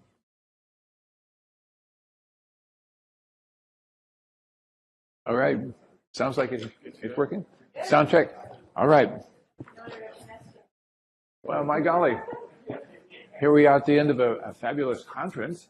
And for me, it's a tremendous accomplishment to see our team's accomplishments all these many years. So I want to tell you a little bit about what we've accomplished, how we did it, who did it, and to be proud of ourselves, I think, and to think about what we're going to do next. So this is certainly not the end of the road. So I used to show this chart, and it said opening the infrared treasure chest, and now it is open. So I'm going to talk a little bit about what we found, but mostly thinking about what comes next and how we got here. So I like to think about the history a little bit. So how did we have NASA? Back in 1958, we were created by act of Congress. And why did we do that? Because Sputnik. Sputnik went up and scared the crap out of people, even though it was not actually a surprise. It had been in the newspaper at least 30 times that they were going to do this. Nevertheless, the public had not paid attention until they realized something was flying overhead and it wasn't ours. So, okay, so 1958, we were created, and by the way, we're the only federal agency with the charter that says, please tell the public what you did. That's pretty cool. So we do a lot of that. So only 4 years later, Jack Kennedy said we're going to the moon. And 7 years after that, we actually got there, which is, to me, even more miraculous. So there he is. He's going to tell people, I'm not going to play the recording. He's going to say that we're doing this not because it is easy, but because it is hard. And also that we're going to not only do this, but we're going to do the other things, too, that he was promising we would do. Well, that was kind of hard, but it worked in many areas. So when people ask you, why should we be doing astronomy when there's so many other things to do? It's not like we're doing them exclusively. We're doing this and the other things. That's what he said to do, and we are. So, but why? I'll skip that, please. Here's Garth. Garth got us started a long time ago in 1989, starting up a conference with other people here at the Institute to say, what are we going to do after Hubble? And there's the proceedings of the book in the book there. And, you know, at least some of the essays in there got it about right about what we should do and how much it would cost. So then there was another workshop a couple of years later, how we're going to do it, the technologies. So I think that's very cool. Even before Hubble was up and working, we were already planning for the next thing. And that's partly because Riccardo Giacconi said, plan ahead. So also in 1989, November 18th, this little bird went up and measured the Big Bang, the spectrum, and eventually the hot and cold spots. And that was followed up by WMAP and Planck, and now we think we know the initial conditions of the expanding universe pretty darn well. So well that when we don't get the answer we like, we claim there's a tension. And so that gets to be pretty interesting. It means we've got another job to do that's not necessarily been talked about yet, but I'm sure that it will be worked on. Adam is around. So that got us started. We have marvelous numerical things, the movies of how the galaxies grew. And we're never going to make a movie from the Webb telescope data, but we can do it with a computer. So what did we do next? Only a few months later, 4 months after that, we launched this little bird, and we fixed it 5 times, so it's still up there and working beautifully. One thing to point out is that it was the first serious astronomical use of great CCDs. And it was so important for the success of the mission that they actually changed the CCDs out at the launch pad. So you think about what did that take? That was heroic. It sounds even more heroic than what we did for the Webb. But at any rate, it was heroic. And it's still up there, and you never know how long we're going to be able to keep it going because people are now studying whether we can boost it up and keep it higher longer. So it's not going to be replaced by anything immediate. So how did we get from that, from committee reports and Hubble, to actually the thing we flew? So the next step that I know about is Alan Dressler chaired the committee when it was sponsored by Aura here, and Mike Hauser, who was my boss, was on the committee. And they wrote this little book called HST and Beyond, and it said, please build us this new telescope to cover this infrared part that the Hubble could not see. And they said, by the way, if you can, why don't you make it go to shorter and longer wavelengths? And that got to be pretty interesting because the question of what longer meant was interesting.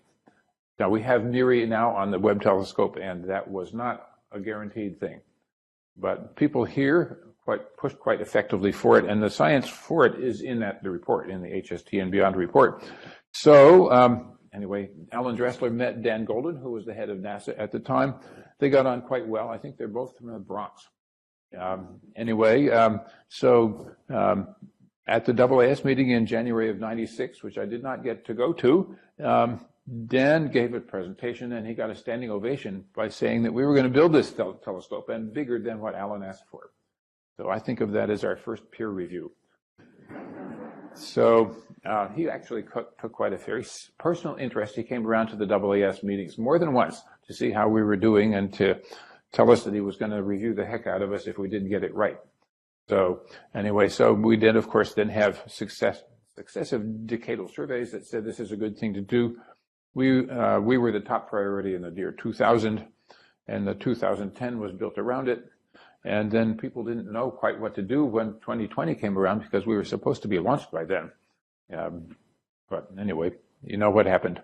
So just to give a little history, this is what the telescope looked like in a steel model in early days. And there's the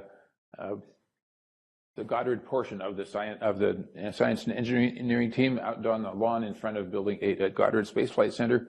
That model still exists, but it's a big project to put it up. Anyway, if you were in Seattle about 8 years ago, we had it up out there, and it got snow on it, which was kind of pretty. But it's not qualified for high winds, so we can't leave it up. So anyway, just to point out how big is the team, I thought this was a big team. But in the end, we counted up people, and it's over 20,000 people it took to build this machine. So how did we get it from, well, it looks like a telescope, to it is a telescope. We had 10 technologies we had to perfect. The detectors weren't good enough. They were pretty good already, but not quite good enough. We needed bigger and better performance. We needed something called an ASIC, an application-specific integrated circuit, to sit next to the infrared detectors and control them, amplify the signals, turn them into bits, and send them up to the cable to the warm electronics. So we needed to invent that because we didn't want a crate full of electronics. We needed to invent better cooler because partway through the mission we decided that the previous plan, which was a solid hydrogen cooler to keep the mid-infrared detectors cold, was too heavy and had a limited life, and we didn't like it.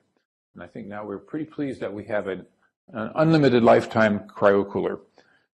It was a total pain in the neck to build it, even though we thought it was ready when we said so.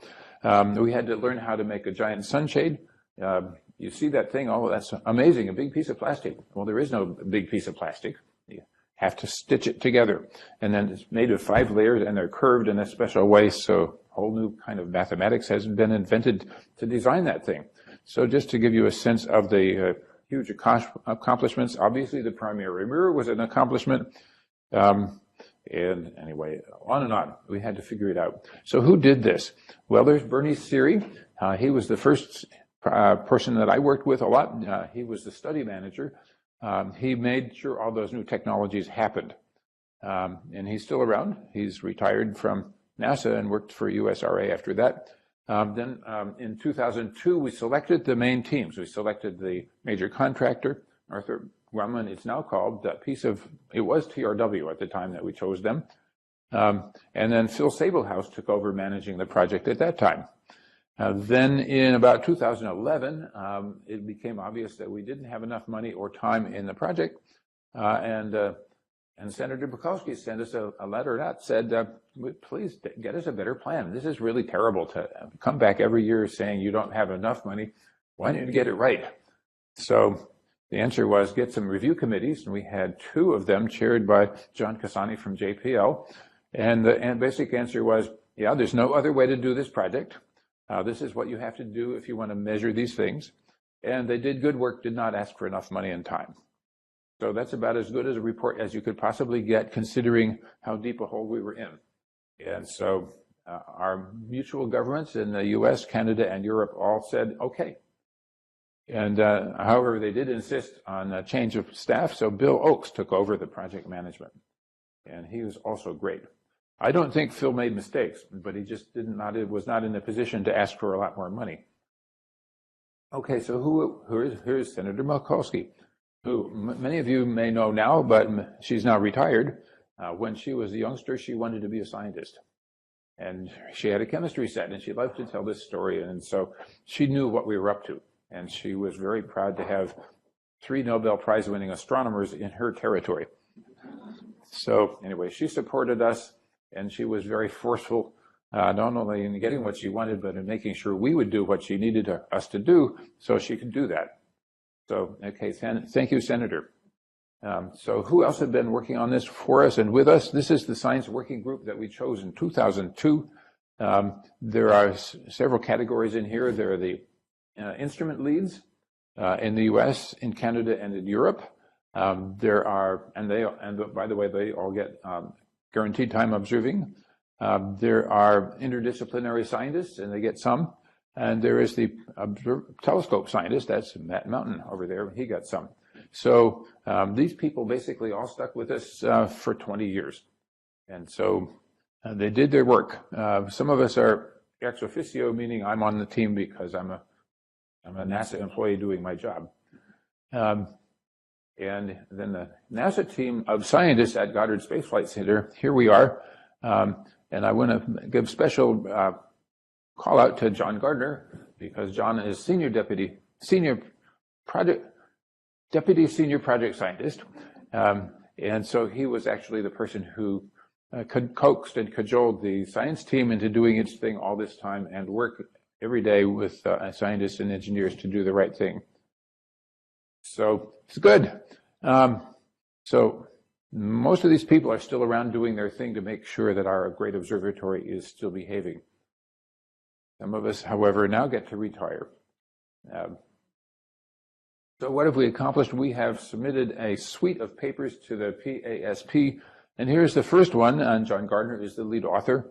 There's our abstract, and basically it will all be online shortly as soon as we go through the review process. I don't think there's very much that we have to change in the review process, but we sent them all in. So I'm very proud of our team accomplishments. These are team accomplishments by all of the people you saw there on those lists, and many, many, many, many more. So now I want to sort of quote a few of the charts that Jane Wrigley showed you, because I thought they were beautiful. So she just showed you that we took a selfie of the telescope mirror. And she gave us a summary of the science performance, which is basically it's all good. And actually even better than we said it would be. And I don't actually know yet exactly how it is that it's as much better as it is, but of course engineers must have margin, otherwise they will look bad when it doesn't work as well as they are hoping it will work. So anyway, we are so thrilled that it does what it does. She showed this picture, and then Imke de Patters showed us how it actually worked to get that picture, that it's actually not a snapshot, because the Jupiter is spinning around while you're doing it, and the satellites are moving while you're taking a picture. So she told us about the marvelous algorithmic developments you had to do to deal with rapid changes. So I don't know what else is rapidly changing out there, but this is clearly one of the tricky ones, because you cannot track the whole moving thing all at once. We do have moving object tracking, and it was mentioned that we can do that a lot faster than our original requirement also. So we have a method of measuring the wavefront error, the surface accuracy of the mirror, and we should remember back to where did we get this? We got this because Hubble was out of focus. Hubble was out of focus, and we had to run a competition to find out how to fix it. As I understand the story, the JPL people had the right algorithm, which basically is take pictures of an image of a star in and out of focus. And there's enough information in the amplitude that you do measure to calculate the phases that you don't. That's because the electric field is an analytic function in 3 dimensions. So I made it sound simple, but it isn't. So we do that. We put in weak lenses to put it in and out of focus on purpose. And we have a well-proven software program that does all of that. And that means that you can measure surface errors that are sort of nanometer level, maybe less. And that means good news if you're going to build the next telescope where we need even better. So, and she told you about that bump over there on the mirror, which we'll work on. We can't fix that bump, but fortunately it doesn't make much difference to our science. If you were building a Earth-finding coronagraph, it would make a difference. So I like to show this chart introducing the 4 scientific themes, and this was for the general public, and now I can say we have done our work. We are doing our work in all 4 areas. We heard that the definition of high redshift has then changed. It used to be a few, now it's a lot. We knew we were going to have gravitational lenses to see things better with. Now we see that they are everywhere. I got some of Dan Koh's pictures because they were breathtaking to me. I wanted to show them again. From the mid-IR, we find that there are molecules everywhere, and now we know a lot about how the stars and planets are growing. You can see some of them grow, and I was amazed to see how well we can do that. And finally, planets, well, we got to see some already. Direct images and a lot of transits are being reported. And so the tool is working. Whether nature has given us any signs of life to find, I kind of doubt it with this tool. So and it actually tells us we're probably going to have to go ahead and build that next telescope. So some of Dan's charts, I just took my breath away to see these things, to see a stretched out, magnified gravitational lens image of globular clusters from so far back. And oh my gosh, I just never knew it could possibly be. So, and there they are, pictures of individual ones from high redshift with names and numbers. Oh man. So of course we knew there would be gravitational lenses, but I thought they won't be that popular or that useful. But he says we have now a picture of the most magnified galaxy I likely to find for quite some time, because there's a caustic curve where the magnification goes up to infinity or near so.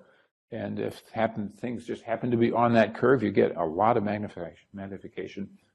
We imagined, we talked about whether individual stars could ever be lensed directly, and I came to the gut feeling, well, that'll never happen, it's too rare. And the conclusion that's shown in this chart from Dan is, well, it will always happen. Oh man, so there's something to make out of that I never expected, which is kind of typical. There's a lot that we didn't expect. When we wrote our scientific requirements, I don't think people said, we're going to have high signal to noise MIR spectra of molecules that will just excite chemists. So anyway, it is so thrilling to see what we got. The idea that you could even get a spectrum of a star way out there, oh man. So this is a quick summary of the obvious other thing that the public loves from us. We're going to find those planets. And so we're doing it. And so basically, I don't think we're getting any big surprises yet that I've heard of, but we should be really pleased that the equipment works. So that's that one. So what comes next? The Academy of Sciences said, build us the next telescope, and we have now given a new name from my contacts at headquarters. We now are calling it the Habitable Worlds Observer, or Observatory maybe. And I think it could be easier to build than what we just did for a couple of reasons. Number one, practically everything we did for the Webb telescope was controlled by the fact that the rocket wasn't able to lift what we wanted. So everything had to be ultralight. You know, the Webb telescope mass is about 6,000 kilos, which is half what the Hubble is. And nevertheless, the collecting area is 7 times as much. So that was one heck of an accomplishment. But you wouldn't have to do it that way if your rocket could lift more. Well, rockets are getting a whole lot cheaper and a whole lot bigger. And if you believe Elon Musk, then you can get 100,000 kilos out to L2 instead of 6. Well, what would you do if you could do that? Something different at any rate. We also would be able to make the system serviceable in very simple ways like modular. Hubble's modular. You can pull the instruments out and put them back in. Webb is not. Webb is glued together for a lot of good reasons. But you know, if you can only put it together in one order, in one way, then you're stuck with that plan. And so it means your program has to be serial. You're going to build the instruments. You're going to test the instruments. You're going to put them in the telescope, put the telescope together, test it, put it in California, merge it, test again, and again. So there's a long, long serial program that's guaranteed by not being able to lift everything, not being able to lift enough mass to do these kinds of things. So number two, of course, telescope doesn't have to be cold to work at visible band. So you're still going to have to prove that it will work when it's out in outer space because it's cold out there. But anyway, that could change a lot. And you could even imagine, although I'm not ready to argue about it, that maybe you could get something bigger than a Webb. So I think we should ask because it makes such a huge difference. And coronagraphs, well, we make coronagraphs to work on the ground, and they work 1,000 times a second. So why do we have to have days, weeks, and months of stability in space? Maybe we don't. So I'm beginning to learn enough to say maybe there's another way to solve that problem. So hold on, we're going to have a go at it. So something to talk about in money. People think, and they're right, that our cost was large. It was a lot larger than we said it would be, and that's embarrassing. On the other hand, just to give some perspective, the Webb telescope budget is sort of like 3% of the NASA budget, even at its peak. So anyway, we are one of many major projects, and that's just a perspective to have. We think we're the only thing sometimes because it's so important to us, but it's actually small. Another thing is, we think because NASA is in the news all the time, well, we're the big thing in the space world, but no, we're not. Our budget's about 7% of the world's space budget. You can imagine who gets the rest of the money. It's mostly commercial and military. And, you know, that's how you get your GPS and your weather forecast and all those things. So when it comes time to say what you want next, you should ask for it. Don't be ashamed that it costs what we think of as a lot of money. Okay, so just want to think about our buddies on the ground for a minute, because we're building, or could be building, 3 gigantic 30-meter class telescopes on the ground. One of them is well underway. 2 of them are not quite funded yet. But I put them here because they're our partners, and you're going to be using them as soon as we can get them. And I have one thing I wanted to emphasize, which is adaptive optics for them at visible band. This chart that Matt Mountain made over a decade ago for the long time ago decadal survey. And I'm pointing out here that the sky is pretty dark for Mauna Kea at visible wavelengths. And so if you can push adaptive optics into the visible band and make it work reliably, you could have a good time.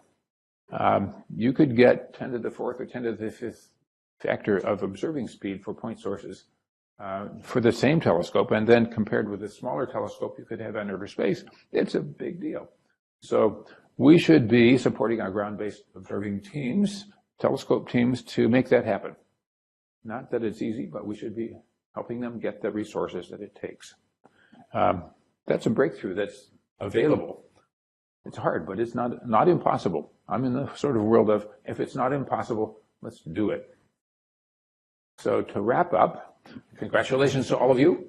You have used the tool beautifully. Congratulations to the teams, and thanks to the teams that made it happen, the agencies that organized, the taxpayers that paid. Thanks to all of them. It was worth it. Definitely it was worth it.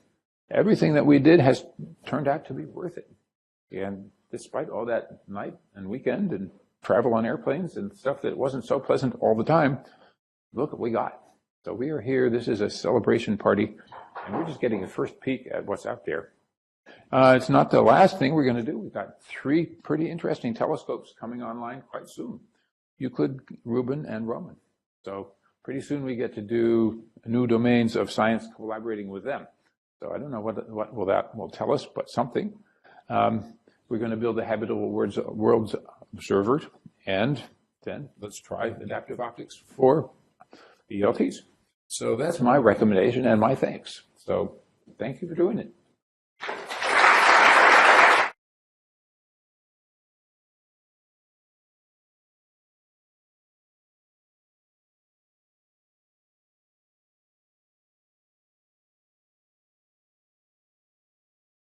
Are we doing questions? Do you want to do questions? We could if you want, but you might also want beer. I don't know what you want. Everybody's here. Does anybody have a pressing question? All right. I'm going to take that as none from there. Okay. No, but thank you very much for that wonderful talk. Thank you.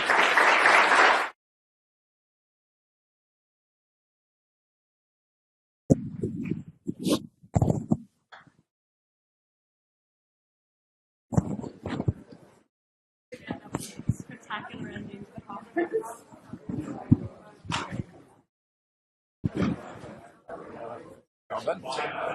Thank you. That was great. I enjoyed doing that.